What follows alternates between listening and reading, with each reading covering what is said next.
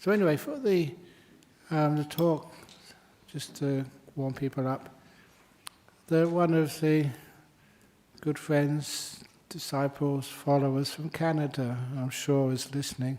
And if you're not listening now, we'll get hold of the talk later on. They're very, very devoted disciples. Very wonderful people too. But they asked me that they've been trying to encourage some of their friends to do some meditation. But then some of the friends equate meditation to mindfulness practice. And sometimes you see that people who practice mindfulness, that sometimes they get into difficulties and problems. Sometimes it's just like people who have COVID-19 vaccine. Sometimes they have problems, and it's a tiny, tiny sort of proportion. I think somebody said it's you've got more chance of having a problem with a COVID vaccine. The chances of that are just more remote than winning the lotto. It's just like people surfing. Some people who surf on Western Australia get eaten by sharks. But it doesn't really stop people surfing. But even with mindfulness practice, sometimes there's some problems there. And you know, there doesn't need to be. It's much safer than surfing, but it's also much more healthy. And one of the reasons why any problems exist in the first place is that this thing called mindfulness has been just almost like titrated, taken away from its context in other forms of Buddhist practice. And when it's by itself, it misses out on some of the wonderful safeguards which are always there. And to make a point, you know that when I first went to teach meditation overseas, I think it was over in Malaysia. People say, oh, Malaysia's a Muslim country. There's a lot of Buddhists over in Malaysia as well. And over there, they were very keen on doing all the parts of Buddhism, especially meditation practice.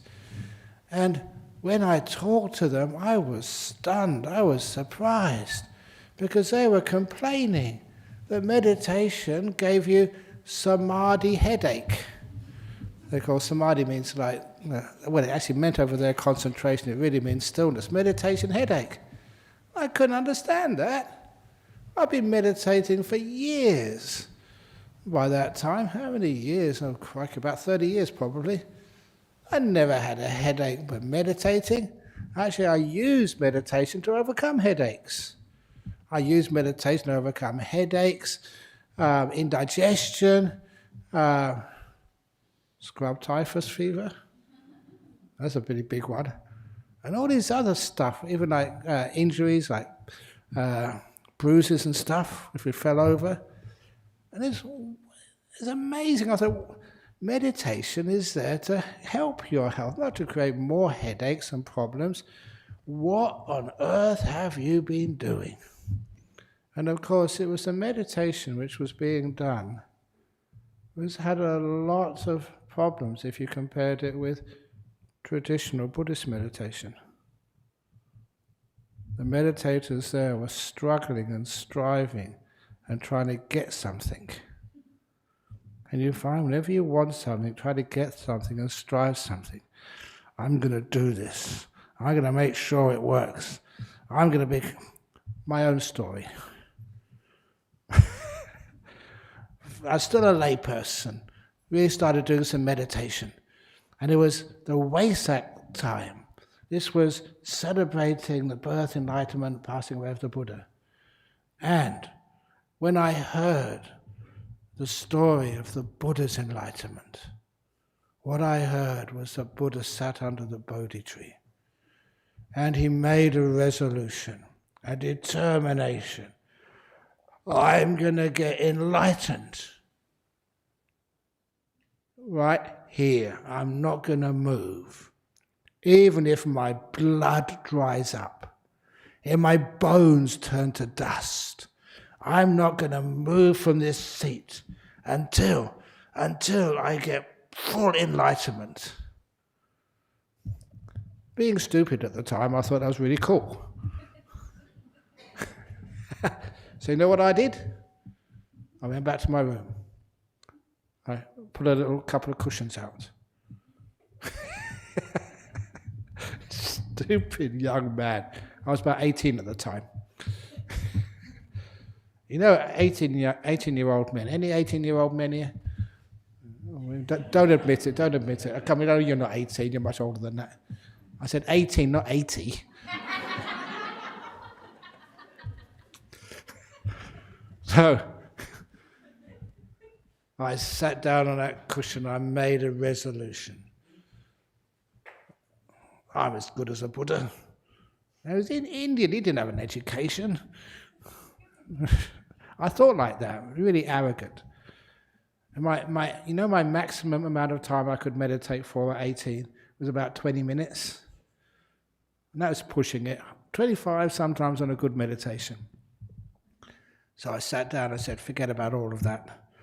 I'm not going to move. No, I've got to get enlightened. I want to get it out of the way. I've got many other things to do in my life. I sat there and made the resolution, I'm not going to move until I get perfect enlightenment. Or, you always got to have an alternative. Or, my blood dries up and bones turn to dust. I actually made that resolution. Honestly, I did.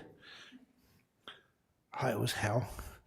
After half an hour, I managed to get to half an hour. My bones were they were burning in pain. My back was aching. Every muscle was on fire. No, I'm not enlightened yet. Carry on.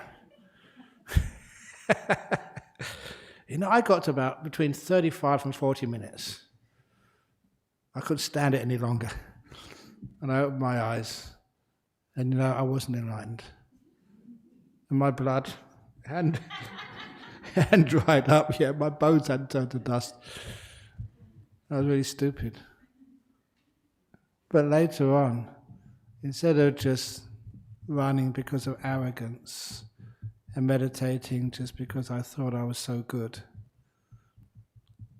I had a marvelous teacher like an Ajahn Brahm. And he kept on saying, not just once, but many, many, many, many times, probably 1,000 times in the 9 years which I meditated with him. He said, you meditate to let go of things, not to gain things. And I didn't understand a word of it when I first heard it. But I realized that was some of the most wonderful advice he could ever give. If you want to get something you want to aim for, to strive for, you get very tense. But if you want to let go of things, you get lighter and lighter, and the path becomes so easy and peaceful. And that becomes the reason why many people, if they don't understand what meditation or mindfulness is, they want to get something, there'll always be the tension, the tightness there. And a lot of times you can't get what you think you want, or you think you need. You don't need very much, but we think we need this. And when you're fighting, you'll always get injuries, what sometimes they call collateral damage. And that's actually what happens when people just are mindful. So as soldiers, they can shoot more accurately and kill people.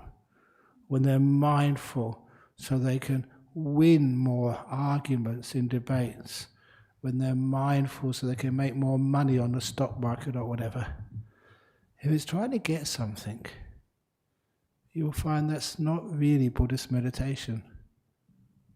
It's not mindfulness. When it's trying to let go of things, to simplify your life, to make your life more peaceful, more at ease. We always know in spiritual life, we keep on saying, how much do you really need? To be healthy, to be happy, to have a wonderful life. How much do you really need? If you want to know, next time you go to Bodhinyana Monastery, go and ask to have a visit to my home,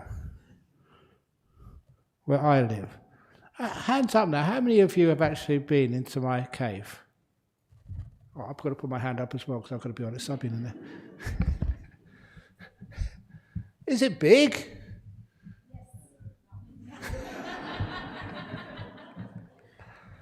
It's big in peace. It's big in freedom. It's a tiny little cave. And that's all I need. I've got a toilet round the back. But it's about 3 meters. It's like a dome. 3 meters diameter. That semi-dome. And in that cave, I've got a bed, meditation cushion, a blanket, and water, a flashlight, and a clock. A little Buddha statue, and I do have, I must admit, electricity. That's just to light the way. And a cork floor. That's it. You know, it's really easy to clean. It doesn't take that long. But it's also the simplicity of it. What do you need? So a lot of times, even in life, when we simplify things, we find that life is much more peaceful. And even in meditation, if you want to get things, then there's no end of getting more things. How many more things do you want? How rich do you want to be? Have you ever noticed really rich people, they always have to keep on working? Elon Musk, he's got enough money now, he should be able to retire. He has to work.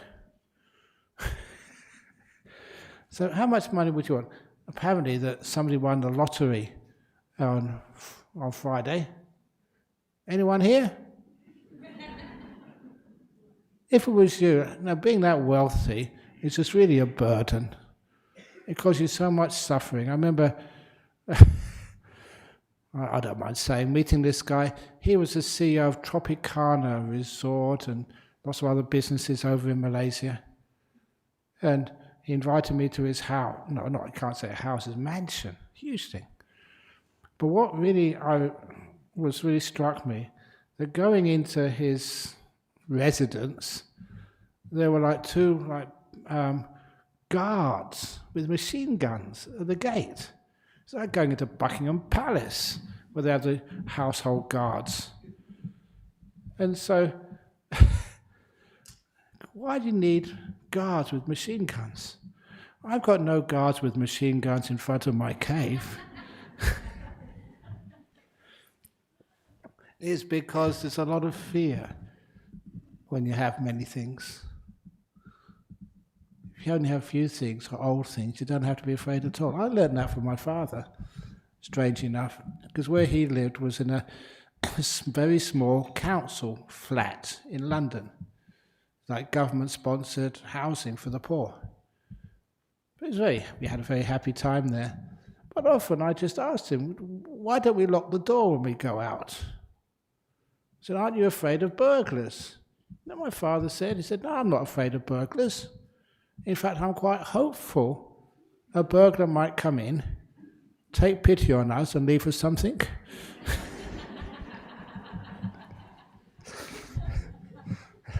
So at least he didn't have to worry about anything. Not worrying about anything. Great peace and happiness, contentment.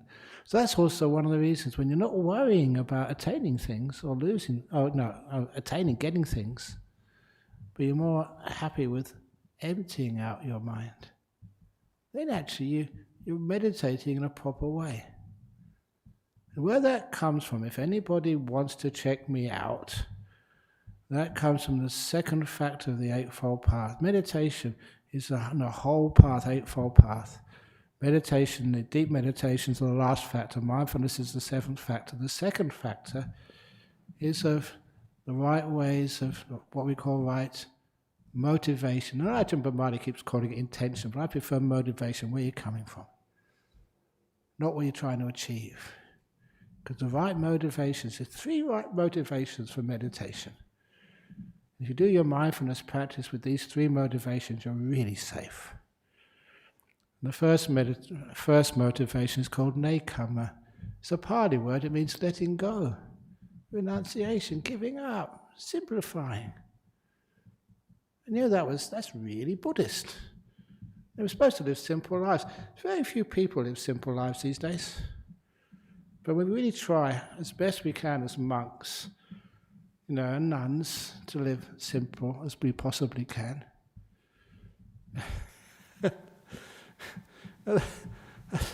It's really strange, isn't it, that, sometimes I used to go overseas. And sometimes, you know what would happen? People would buy you business class tickets. Honestly, they did. I did this, what was it called? A keynote address at conferences. I used to go to conferences. A keynote address at the 2018, I think it was, World Computer Conference in Daejeon, South Korea. That was a really good gig. The World Computer Conference. And I'm not just giving a small talk, giving a keynote address. That's after all these politicians and dignitaries and stuff gave, and then I had to set the tone of the conference. And I did really well. That's what they offered this business class ticket on Singapore Airlines all the way to South Korea and back, a nice hotel. And they gave $2,000 to the Buddhist Society just for a quarter of an hour's talk. So what we call a nice little earner of our PSWA. But then, you go on business class and they ask you, how much do you earn? Nothing. How much money have you got? 0. What's a poor person doing travelling on business class? No money in the bag anywhere. So I like those like contradictions in life. And what is a person who I don't know much about computers, do I?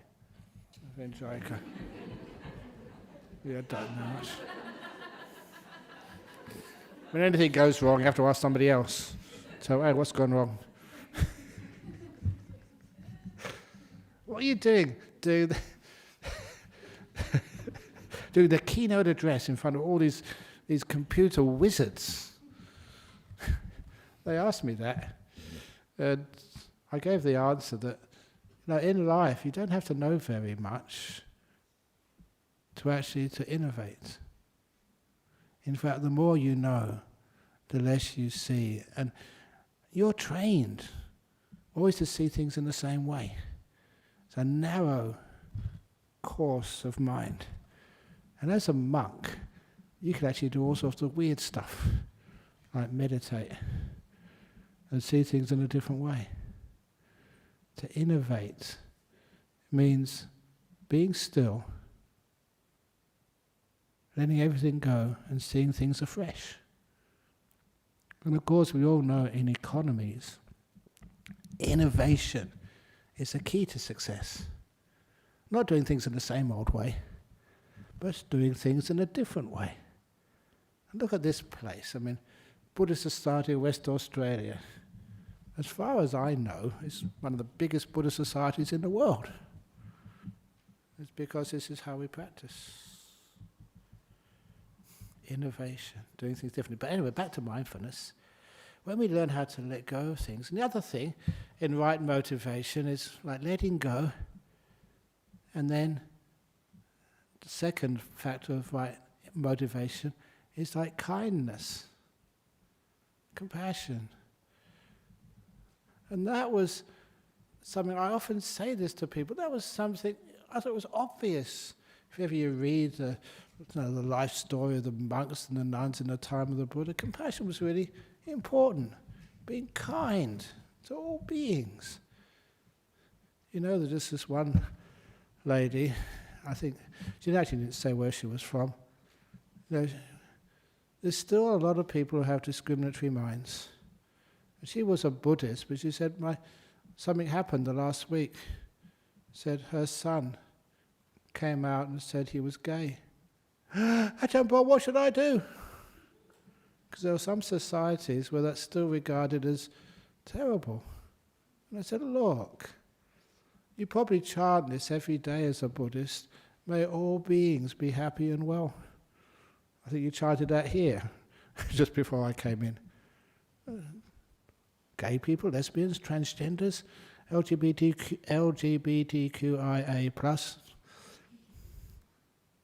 Aren't they beings? So they deserve kindness, compassion, empathy, just like everybody else. What's the problem? And the fact that she didn't realize she'd be chanting, and part of the chant, may all beings be happy and well. Even Donald Trump, Mr. Putin, who else is in the black books? May they all be happy and well. Come on. Because there's something powerful which I saw in that type of Buddhism. When you give happiness to your enemies, then your enemies are not your enemies anymore. It's weird, but they become soft and peaceful. And where this comes up, I wanted to bring this up, was, sometimes when, I think this BBC article I read a long time ago, said one of the problems with mindfulness, they get you to actually just allow things to be.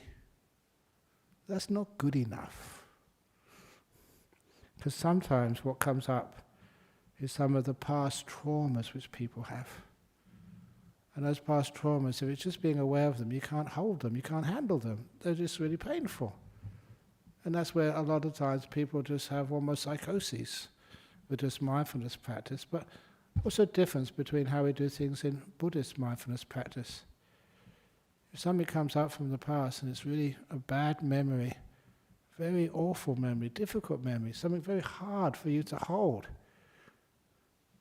how can we let go of that past? With kindness. It's a strange thing to say, but I've said this so many times before. If you're meditating and your mind just wanders off to the past because something really hard happened to you, or a repressed memory comes up into your mind and it's a painful memory, what do you do with it? And if you try and get rid of it, you give it anger, ill will, you don't want to face it, it often gets much worse. So there's something else you can do with it, which give it kindness. Give yourself kindness. Whoever did that to you, kindness. And here we go again with this simile. It's such a beautiful simile.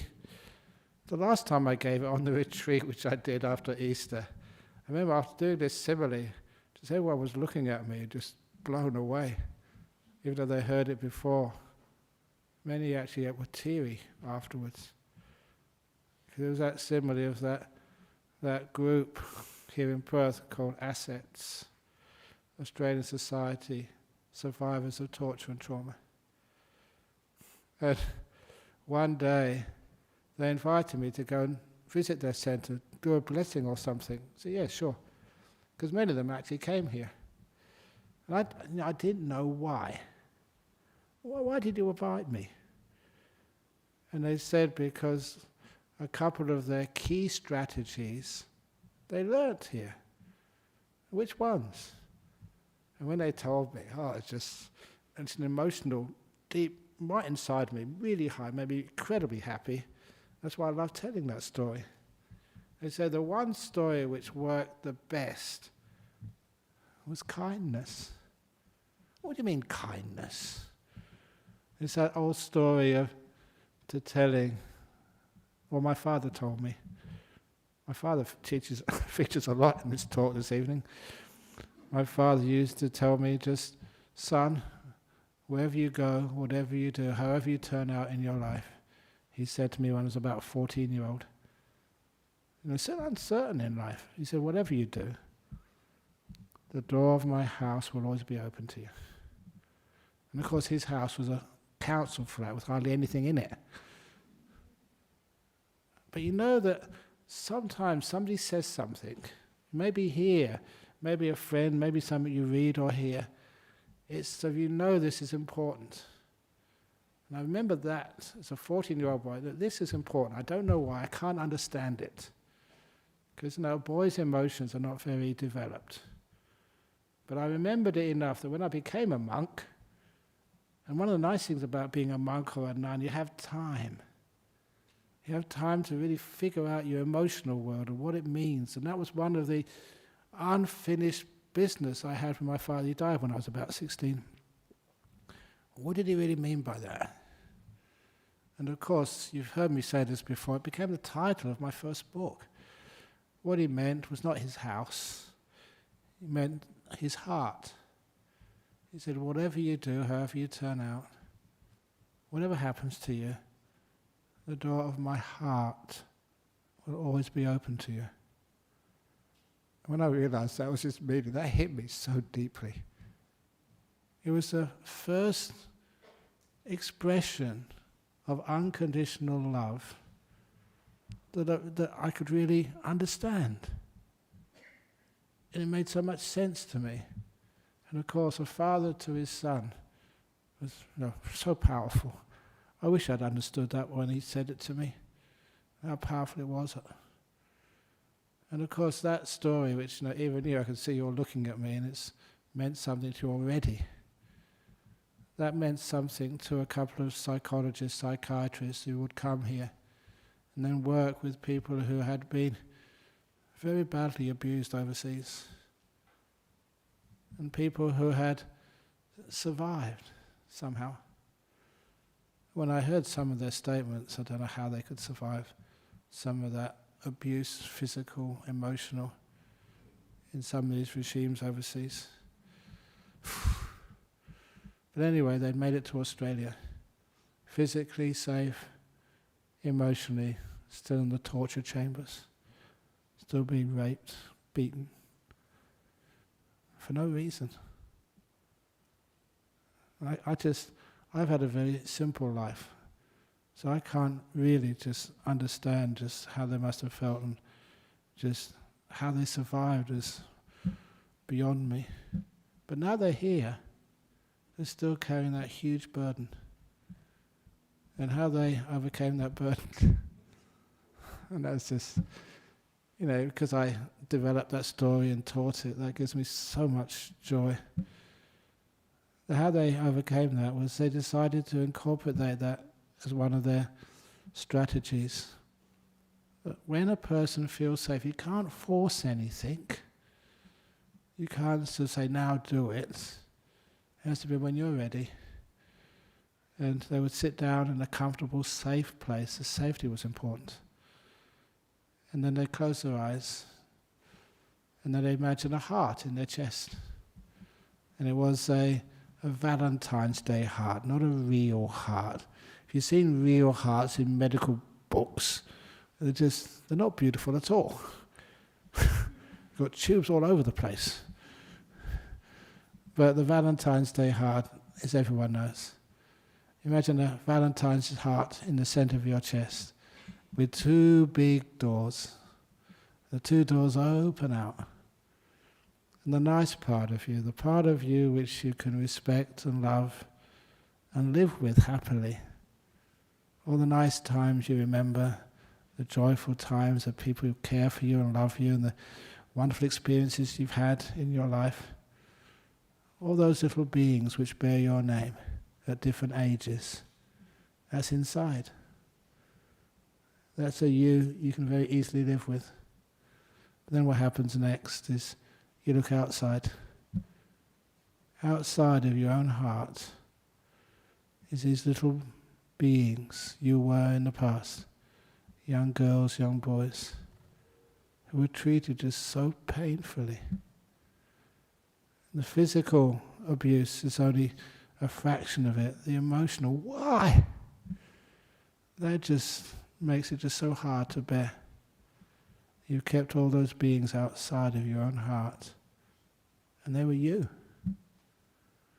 And so, imagine a ladder coming from your heart, going down to the ground, and seeing all these people who are you.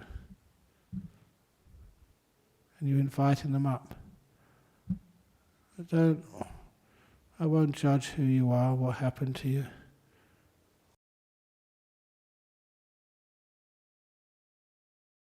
No matter who you are, come in. And to do that is just one of the most courageous things you could do. Invite those little beings who you're trying to just forget, trying to ignore, trying to cover up, trying to get out of here, get away. You don't belong with me, you're just so painful. You allow them all to come up one by one. So little beings who've been alone and separated out of your heart for so many years. And you embrace them. They're in your heart now, not out. That's a huge change. And they said that worked amazingly. And some of those women who've gone through that would come here on a Friday night. I remember speaking to them, seeing them, and it just blew my mind. And they told me what they've been through, and you look at them now, and wow, they were just some of the amazing heroes, so strong. They were like saints. I said, that's who I am. And they don't traumatize themselves with that anymore. That's an extreme. I mean, we've all been through some pain and difficulty in our life. There's things we'd rather forget. Why don't we invite that in instead? Embrace that, that's who you are. It's your life. And something happens. What happens? I'm going to keep on telling the same old stories, but they're powerful. What happens is the old story of the monster in the emperor's palace. Monster came in the emperor's palace. Get out, you don't belong. Who do you think you are coming in here? And the empress, she was wise, because she was also a member of the Buddhist Society of Western Australia. She would come every Friday night. So when she went back to the palace, she saw this big monster in there, really ugly, really frightening. What she said to the monster was, welcome. Thank you for visiting. Has anyone got you anything to drink here, anything to eat? What can we do for you? She learned such kindness to monsters. And what happened? This is based on a Buddhist story. Every thought, deed, act of kindness, and the monster grew an inch smaller. Inch kinder, a little bit more civil. And they kept on with the kindness so much, this is the shortened version of the story, that soon the monster, who was so ugly and big and frightening and violent, soon became so small that one more act of kindness and the monster vanished completely away. And when that's in the Buddhist suttas, that the Buddha said that we call that anger-eating monsters. The more anger you give it, the more negativity you give it, the bigger it gets. There's so much of that in our world. But here I'm just saying in you, get out of here, bad memory, you don't belong. And the bad memory gets worse. It takes a lot of guts and training, but if you do the kindness, welcome. Welcome, bad memory. Thank you for coming to visit me. Give kindness to it. Kindness to yourself. Because so many times when you have a memory which is embarrassing, maybe you're ashamed of, when you actually feel about it, you're just a human being, you make mistakes. Please be kind to yourself. Forgive yourself. Care for yourself. Other people who have hurt you, I don't know why they hurt you. You don't know why they hurt you. Maybe they thought they were doing the best thing for you, I don't know. Or maybe they had other sort of things they were thinking about at the time, or maybe they were drunk, or they were in drugs, or whatever. Sometimes if you can somehow put yourself in their position a little bit, why do they do that? What was their cultural training? Why? If you give kindness to people who've hurt you, it means you're not so vindictive. There's no wanting to sort of harm them back or wanting to harm yourself. So when you give kindness to the negative things of your past, you find all those psychosis, traumas, the bad memories, the stuff which you can't get out of your head, stop you sleeping, stop you enjoying your life because you keep remembering all these bad things. After a while, they get so soft, so peaceful, you can let them go. It's weird. But you overcome negativity with kindness. There's an amazing, beautiful ability of each one of you to be soft and gentle. And if you're soft and gentle to your past, the negativity of the past can't stand it. It vanishes. So when we do mindfulness, we don't just be aware of the stuff. We know the strategies. If you get a bad feeling from the past, you can, first of all, you say, okay, I'll let that go because I'm not ready for it yet. But there comes a time when you are ready for it, have all these strategies on how to deal with it. Like another strategy, how you deal with some of the negativity of the past. Every bad feeling you have in your head, in your mind, has a corresponding feeling in your body, a physical feeling. I already mentioned that at the beginning with when you're mindfulness of the body and relaxing the body, I was talking about like the head. If you are negative, you can read it on a person's face. These muscles tighten up, these other muscles loosen up. And that's actually pretty much universal. Even on indigenous tribes, in the middle of the Amazon somewhere, you can still read their emotions on their facial features. So, all of those negative emotions from the past, or fears of the future, that's also written on your body somewhere. And that's one of the reasons why, if you do have some anxiety or fear or whatever by doing some meditation practice, it's not that hard to overcome that. And it just amazes you how easy it is and how effective it is. And of course the one I'm going to bring up now she's not here this evening, thank goodness, otherwise people get embarrassed.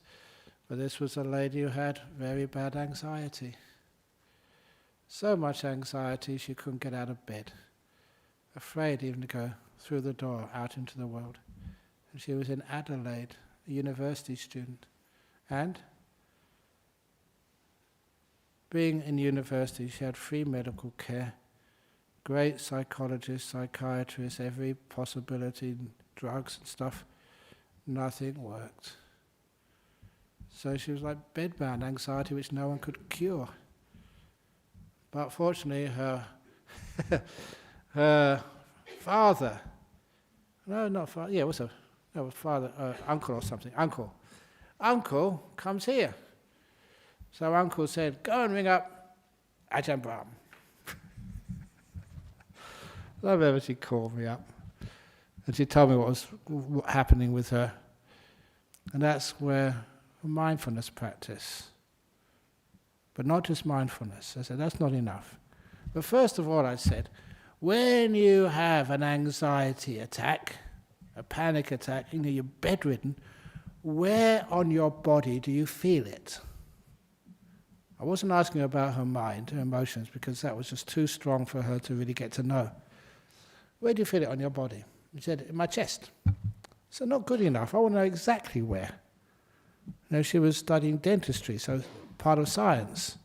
I want coordinates.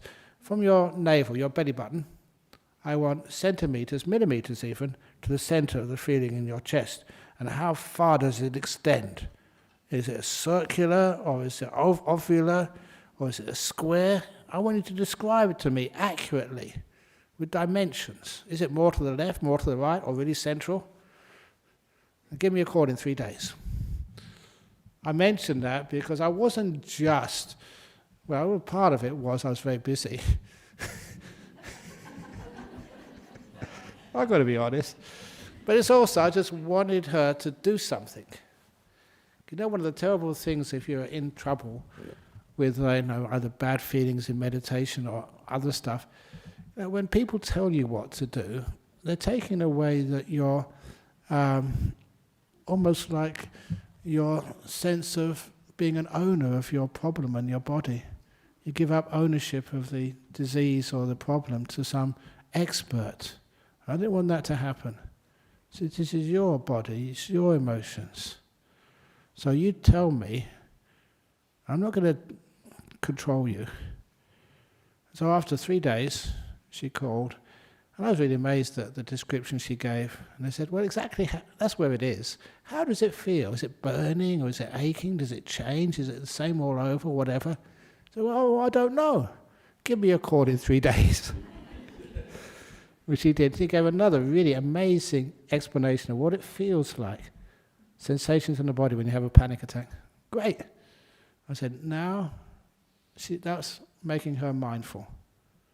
That's just the awareness part of it.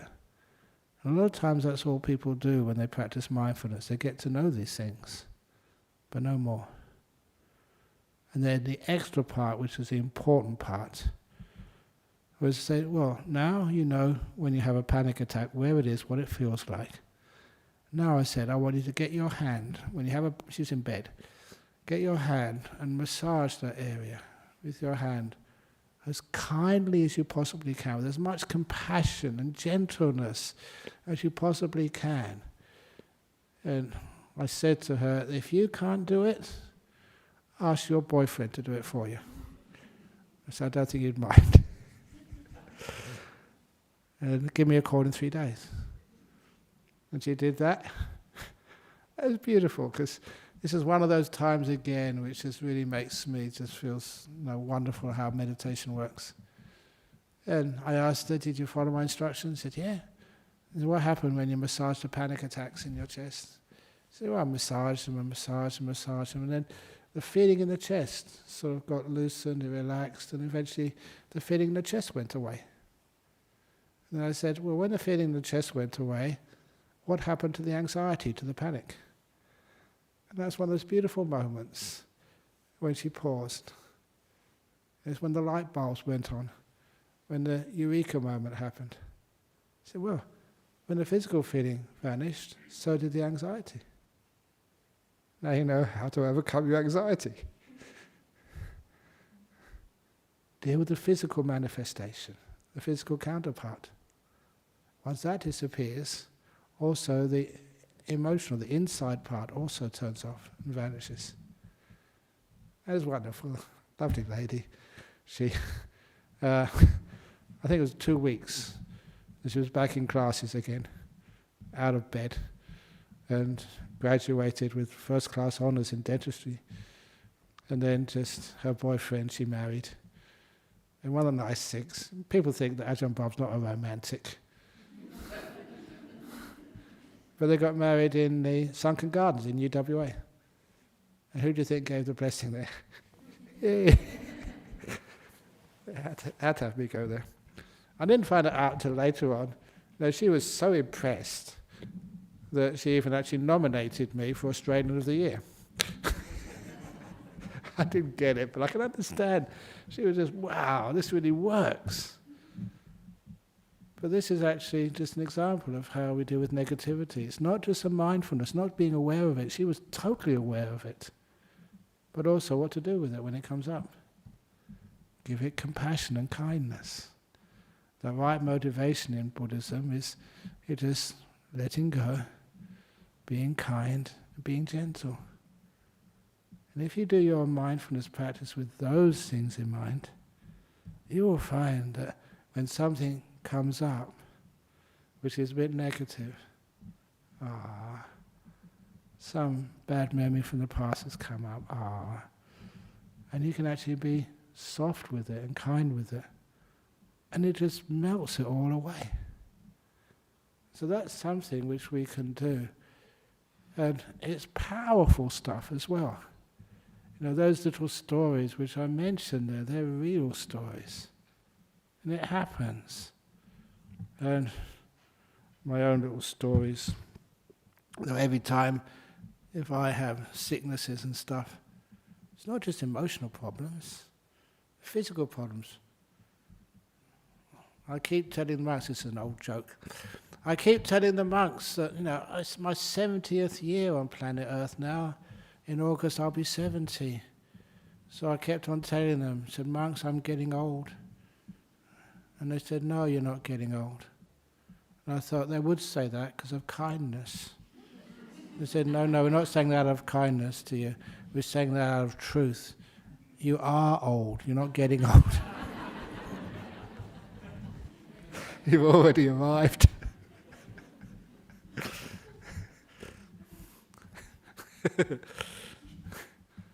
But I don't know where I was going with this one. But anyway. So many times in my life, you have sicknesses. And some of those sicknesses which I've had, you try and take medicines and stuff, and quite honestly, these days I much prefer doing kindness to any sicknesses which I have, awareness and kindness. You're looking at my body, where's the problem? Well, it's there. You may have like the time which I had food poisoning, real food poisoning, in my where was it? In my cave. I was screaming. No one could hear me because these were like cramps, which food poisoning gives you. Ah! And then it just disappeared. Ah! Totally involuntary. I couldn't do anything with it. And then I knew no one could hear me because that's the point of having a cave. 2 doors, it's underground. It's what I can't hear what's going on outside, which is wonderful, but they can't hear what's going on inside, which is a difficulty sometimes. So anyway, I did my same as I teach other people. Sit there, being mindful and being kind. Well, those two are very, very, very powerful. I think the last talk I gave here about opening the lotus, wasn't it? Remember, that's the sun has light and warmth. That's what opens lotuses up, the light and warmth of the sun. The light stands for mindfulness, the warmth stands for kindness. Those two go together. And they're incredibly powerful. They're just kind to the cramps in your tummy. So kind to them that every time they repeat it, ah, ah, ah, maybe 2 or 3 minutes before you had a cramp. But every time that the cramp got less. My awareness was sharp enough that you could feel it just less painful, because I was kind to it. Next one was less painful. Next time was less painful. Next time was less painful. Only a tiny bit less painful, but I could perceive that because I was aware. I wasn't trying to think, oh, I'm going to die, what should I do? But I was being aware of it, and then it got so soft that after 30, 40 minutes, it just vanished completely. And that was weird. Even I was really struck by that. Because usually food poisoning, you just got to go to the doctor, and I don't know what you've got to do, but this is much better than going to a doctor. And then just afterwards meditating nice and peacefully. And never came back again. It's weird, but it's so true. I'm sure many of you may have had examples like that. So the mindfulness with the kindness, put those two together, it is really powerful. And not just powerful. You find your awareness gets stronger. That's a part which most mindfulness teachings, the worldly stuff, they don't really mention that. That's where your mindfulness awareness gets really so strong. I have to invent words for this because no one else does. Like powerful mindfulness and superpower mindfulness and mega power mindfulness. That's what it feels like. I do not take drugs. But sometimes people, what drug are you on, Ajahn Bram, today? Because you're so happy and joyful and healthy. And what's going on? This is the natural, you're empowering your awareness. And your awareness, after a while, gets so incredibly strong. That's when, if any of you like food, I don't know about you, you going out for a meal after the talk tonight? Maybe you didn't have a meal before. Or if you really want to enjoy food, meditate here first of all, and then go out. And you will find You don't have to spend a lot of money on an expensive restaurant. Just go around the corner to was it McDonald's? And you just bite into that, whatever you're biting into, and it'll taste out of this world. It's nothing to do with the hamburger or whatever else you're eating, but everything to do with your mindfulness being so strong, so powerful, that hamburger tastes like it's been made in a 5-star, no, not 5-star, 6-star restaurant. It's not what's in what you're seeing. It's not what's in what you're eating. It's everything what's in your mind. Your mind is clear, sensitive. And if you hear any music, wow, it thrills you.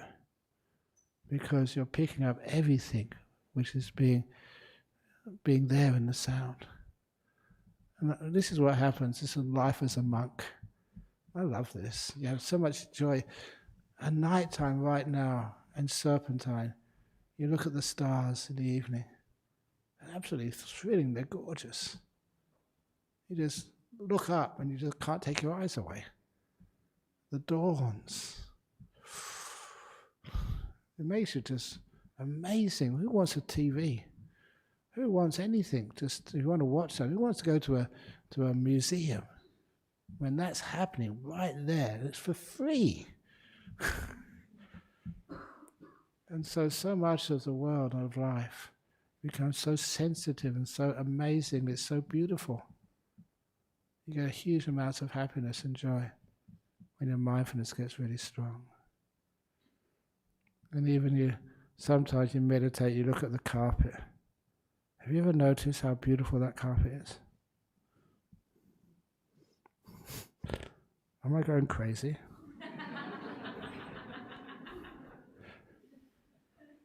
The point is that when your mindfulness gets strong, every shade of those light blues and dark blues and reds and yellows and whites, and the way that they interact together, and the texture of that carpet, it just really comes out and blows your mind.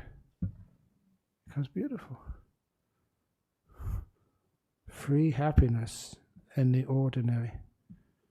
And if that carpet looks beautiful, you look at your old grandma, she's gorgeous. And I'm not joking. That's what happens. Superpower mindfulness, and you see beauty in so many things. In your past, in your future, in your people you live with, in your children, in your partners, in your grandparents, in your monks, in your nuns, in your politicians, in the police who stop you. You know, sometimes I just wonder that people like being around monks. That's what well, you do anyway, because you come every Friday night. But why? I always remember that one politician, apparently she's still in politics, that's Alana McTiernan. Years and years, about 20, 30 years ago or something, she was in politics and we went to go and see her for something. And afterwards, after we talked to her about something, she had some really wonderful advice. And she got off her seat and instead of letting her secretary take us to the door, she escorted us to the door with kindness. And she said, I really enjoy people like you coming to my office. And she meant it with sincerity. And I always wonder, why did she say that? It's just because, the monks and nuns are kind. Which we have something to complain about, but we don't do it. You should do this. Why are you doing that? We pay you, we're back. No, just you could feel the kindness there. The gentleness, the beauty, the peace. So that's what happens when you're mindful and kind. You make friends in the weirdest of places. So anyway, that's the talk for this evening. The mindfulness by itself, I agree, can have some problems. But you add the kindness, you add the rest of the factors like we're doing this not to get things, but to let go of things. We're doing this out of kindness and gentleness. if that motivates your life, wow. Meditation is so beautiful. Thank you for listening. I always say when people try and do something and they don't do it properly, if you're going to clap, clap.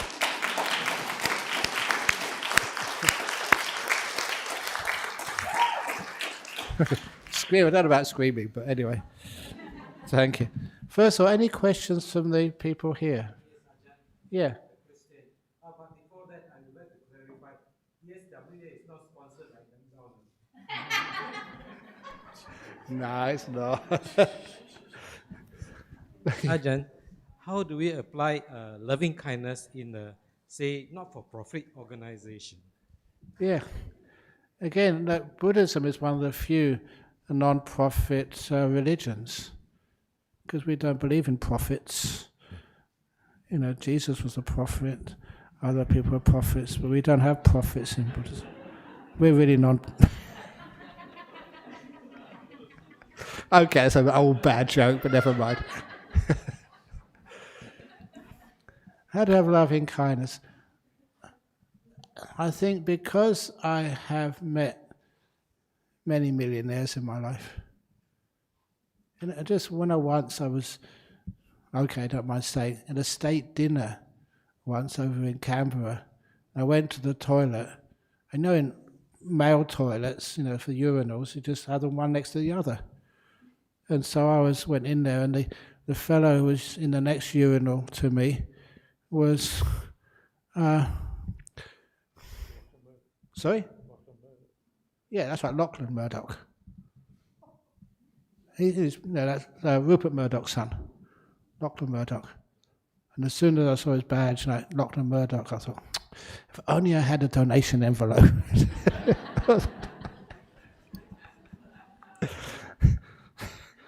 But like one of the people I think I quoted recently, he was the head of the Changi Airport Corporation many years ago. And it was just the day before he was opening Terminal 4 in Singapore. And he was next to the head of Keppel Shipping, who was the highest paid CEO in Singapore. So these were Buddhists.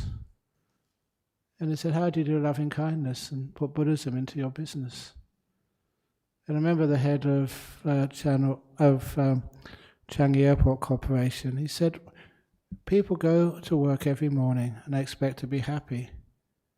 But how many of you go to work in the morning with the resolution to make someone else happy today? So that's why you don't feel any happiness. You expect someone else to make you happy, but you don't go to work with the main desire of, I'm going to make someone happy today. So just changing a person's attitude a little bit. I don't know where you work. I work in BSWA. So I often go to work on a Friday night. I'm going to make somebody happy tonight. So you put happiness in there instead of expecting happiness to be given to you. You become proactive. So that's one way in any organization you can actually put some joy and happiness in there. It's wonderful when that happens. Human beings are just gorgeous people. And they just need to touch that goodness. I just remember because I don't know why I got involved in Curtin University of all places, but I was given the John Curtin Medal there once, and so I often go there for one reason or another.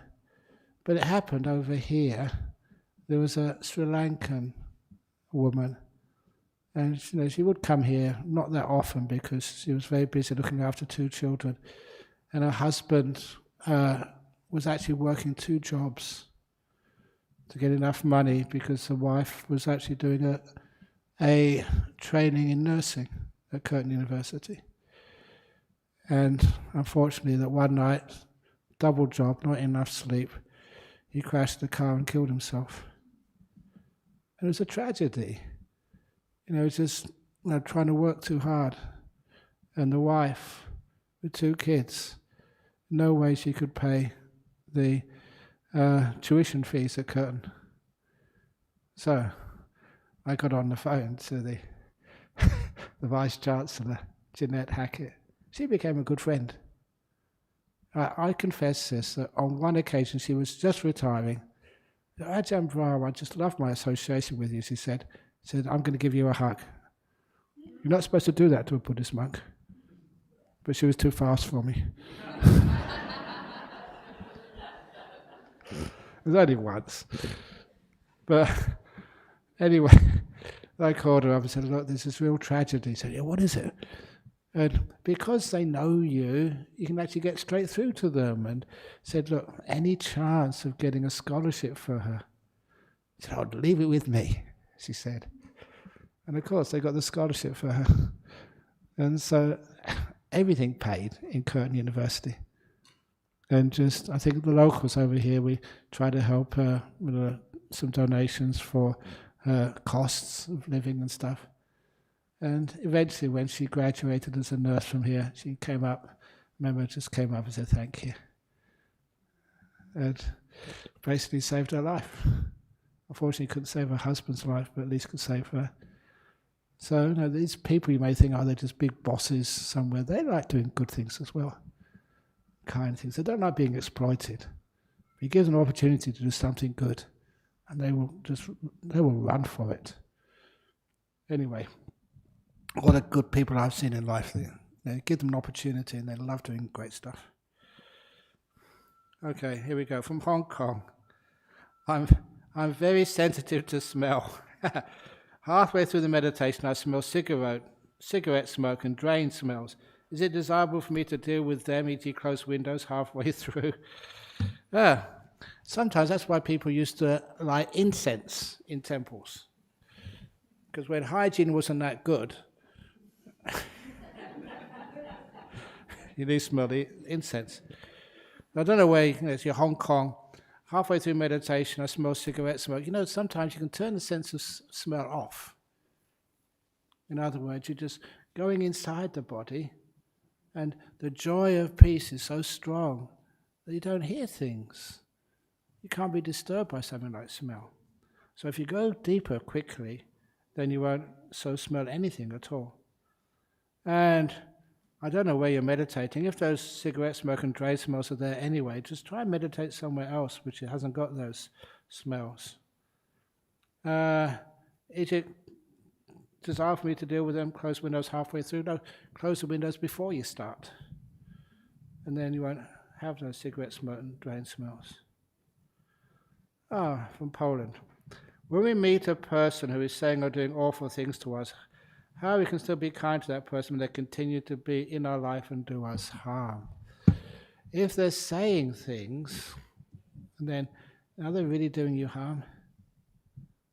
This is one of the reasons why that when I complained to my teacher Ajahn Chah about the mosquitoes, said they were really doing us harm. Biting us all over the place, and who knows that. They say they don't have malaria, just need just one, and that's it. But anyway, so when I asked Ajahn Chah, can we have some mosquito repellents, or some coils, or some protection like mosquito nets? He said no. That's how kind he was. I thought.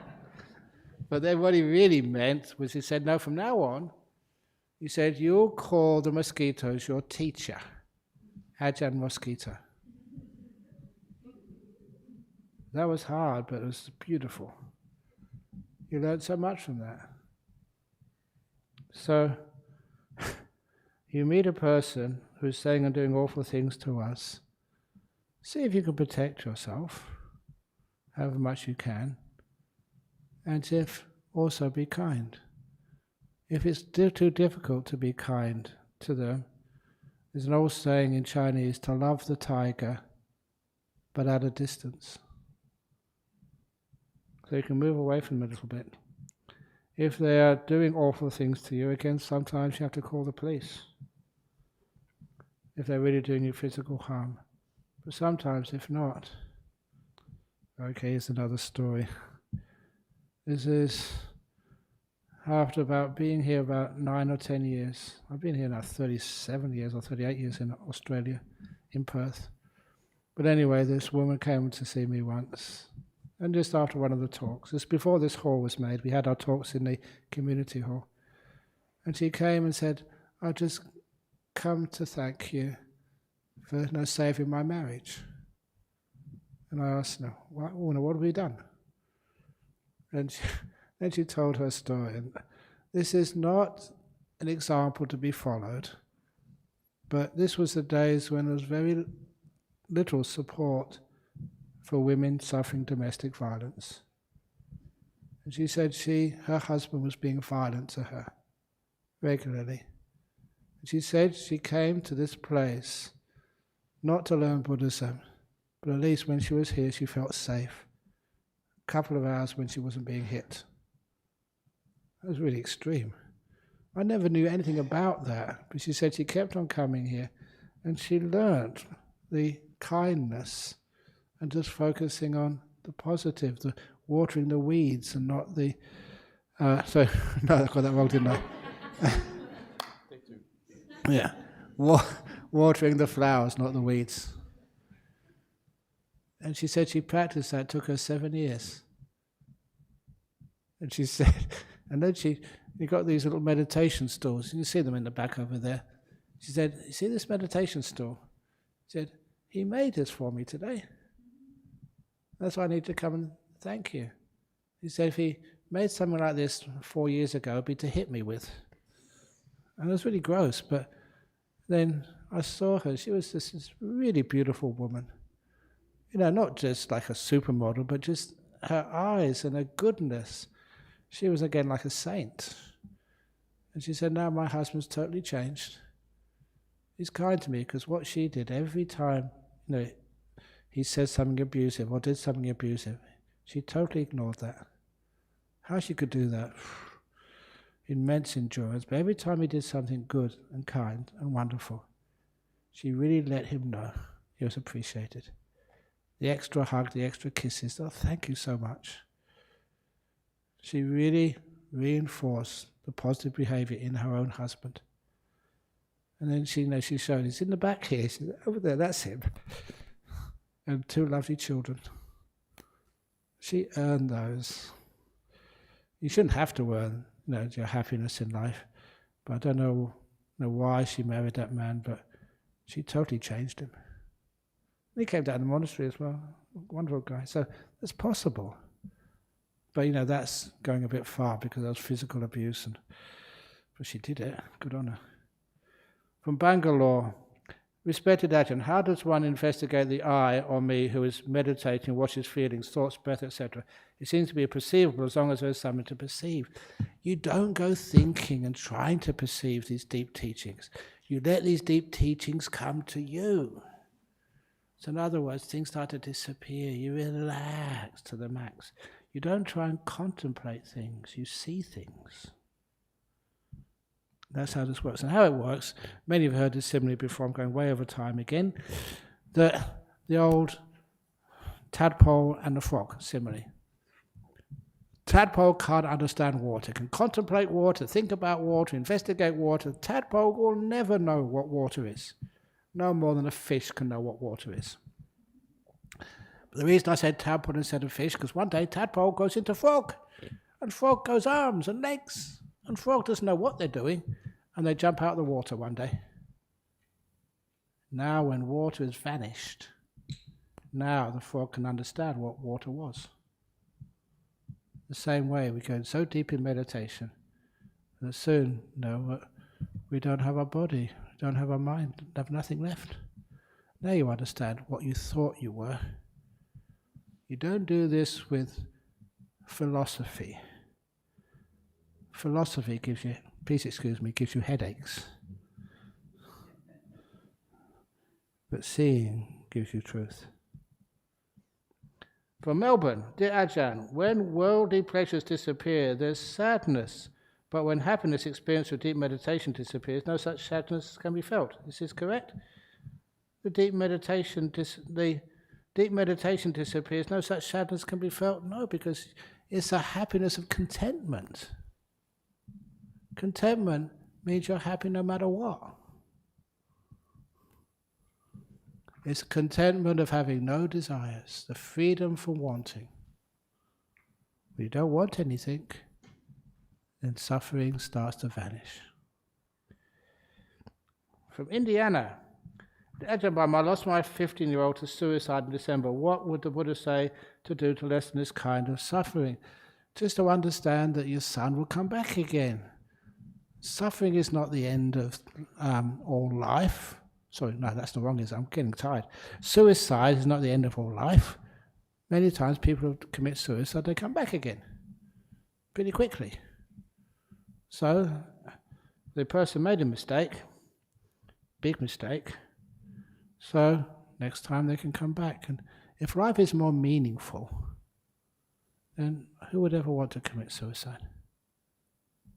And I remember just when I was in Singapore, there was one kid just jumped off the balcony of one of these big apartment blocks and killed himself. But the suicide note was in the front page of the Straits Times, and it was just war. It made many people wake up. He said, all I wanted was more time with my parents.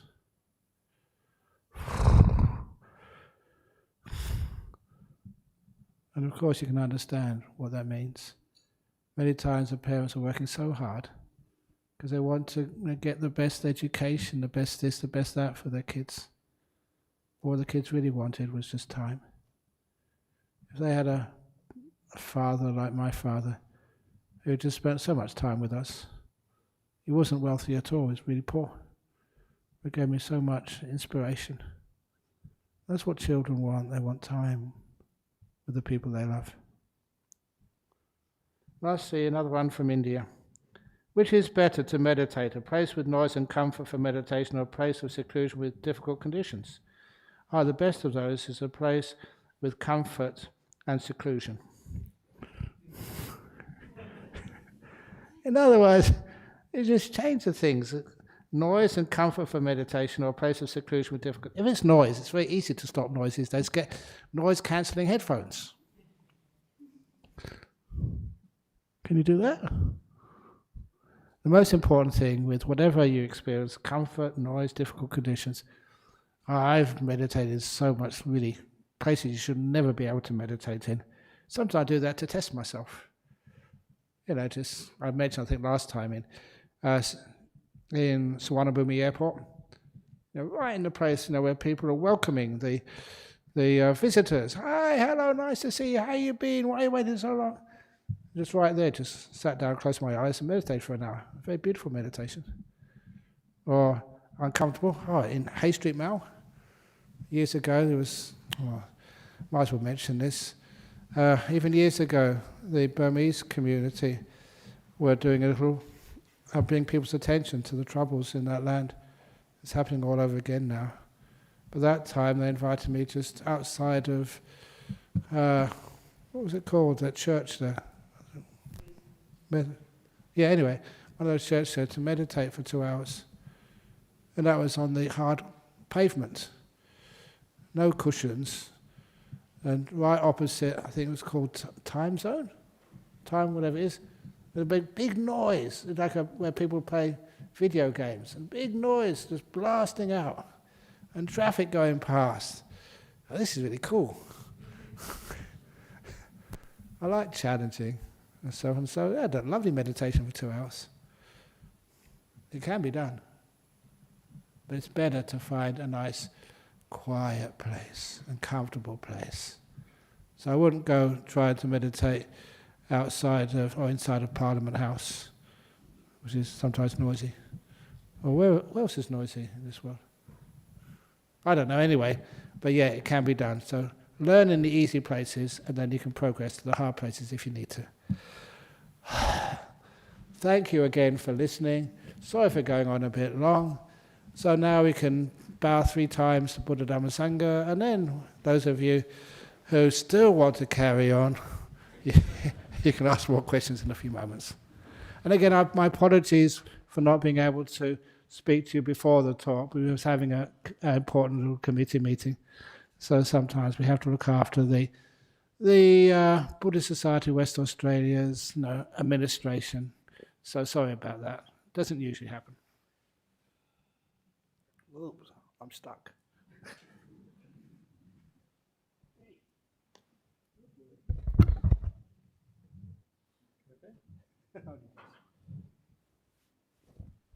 Arahang Samma Sambuddho Bhagava Buddhang Bhagavantang Abhivademi Suakato Bhagavata Dhammo Dhammang Namasami Supatipano Bhagavato Sāvaka Sangho Sangham Namami